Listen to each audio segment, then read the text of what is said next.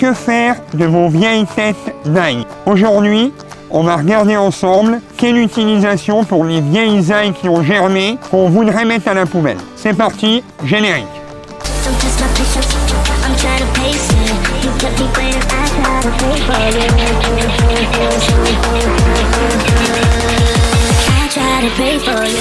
Salut mes petits poussins, moi c'est Thibaut de la chaîne Rural Boost. Aujourd'hui on va regarder comment on va réutiliser toutes nos têtes d'ail qu'on n'a pas pu utiliser durant l'hiver et qui ont commencé à germer. C'est parti.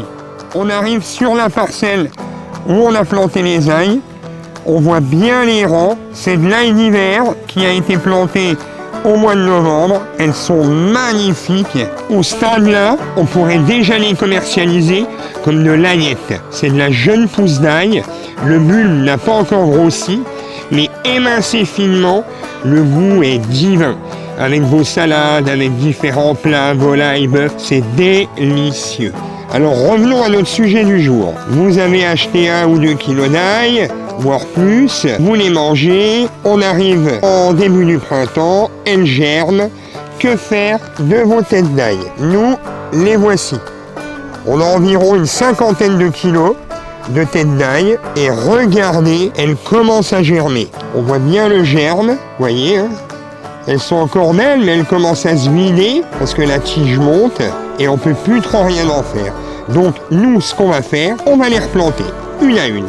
Plutôt que de les jeter et les mettre à la poubelle, on les garde et on va les replanter. Même si ça s'appelle de l'ail d'hiver, c'est plutôt commercial. On va les planter au printemps et vous verrez qu'on a exactement le même résultat. C'est parti, on se prépare.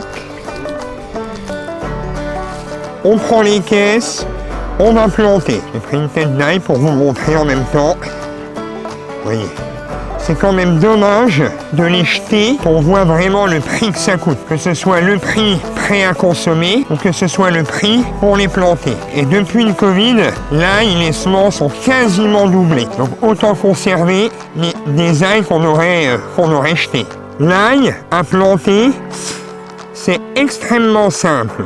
On va dépiauter notre ail et on va l'enfoncer entièrement. On l'enfonce même un peu en dessous du niveau. Parce qu'avec la pluie, avec le temps, au bout d'une semaine ou deux, l'ail va remonter un petit peu à la surface. Et le but, c'est que le dessus du bulbe soit à fleur de la terre. Donc quand vous plantez à ras.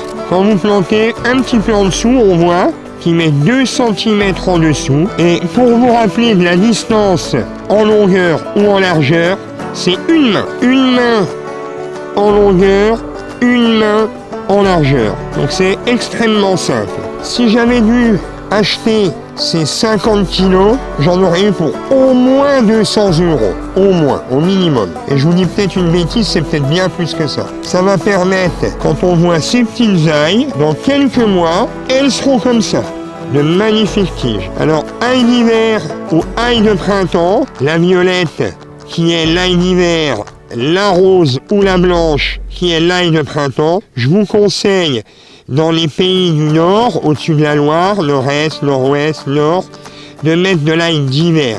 Elle a le temps, sur novembre-décembre, de s'enraciner, de faire un bon système racinaire, de commencer à faire de la tige. Et au printemps, février, mars, avril, mai, elle se développe et vous avez de belles têtes d'ail. Que par chez nous, l'ail rose ou l'ail blanche, vous allez la planter au mois de mars-avril. On va très vite arriver au mois de mai-juin. Les premières chaleurs, les premières canicules vont arriver et votre ail va végéter. Alors, je vous parle de ça.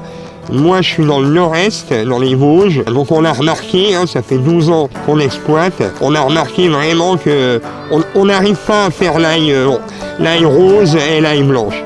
Donc, on travaille que l'ail d'hiver. Et l'ail d'hiver, on peut aussi très bien la planter au printemps. Vous voyez, là, on viendra la revoir dans 1 mois, 2 mois, et vous verrez qu'elle pousse et qu'elle sera belle. Un peu moins belle, elle arrivera plus tardivement que celle que je suis en train de vous montrer, qui est magnifique, mais quand même très belle. Donc maintenant, avec ça, on voit tous les trous, maintenant vous savez quoi faire de vos têtes d'ail. On ne les jette plus, on les plante bien en profondeur. Vu que ça a déjà germer, le germe dépasse. On le plante à 2 cm en dessous du niveau de la terre. Ça va remonter un petit peu et vous serez pile poil à fleur de la surface. Donc regardez ces belles lignes. On en aura 2 fois plus du fait de ne pas avoir jeté. Donc un petit tour rapide du jardin. Là on a nos jeunes pieds de fraises qui ont eu énormément de mal à pousser. On les a mis au mois d'août, mais il y a eu un vrai coup de chaud. Donc les pieds sont là. Ils sont tout petits. Là on voit, je décale. Mais voilà, on est quand même en retard. Je ne sais pas ce que ça va donner cette année. On a mis des voiles de forçage. Il y a énormément de vent, il y a des coins où ça a volé. La surface là, il y a 1 hectare. On y met de tout. Le terrain est nu. Hein. On l'a amendé, on a mis du fumier. On a mis un coup de rotomator. C'est prêt à être planté. Et là, ce sont nos asperges. Donc on va regarder si ça pousse. Hein. On est le 31 mars. Normalement, non. Hein. Donc regardez.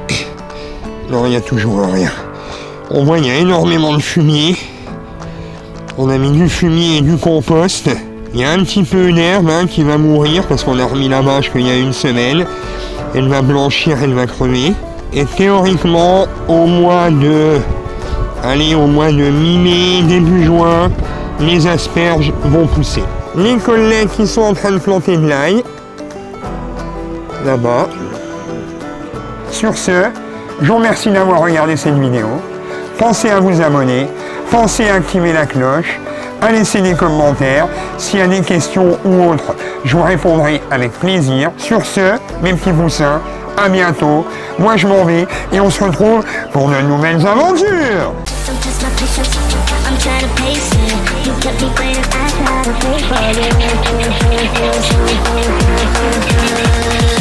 I try to pray for you.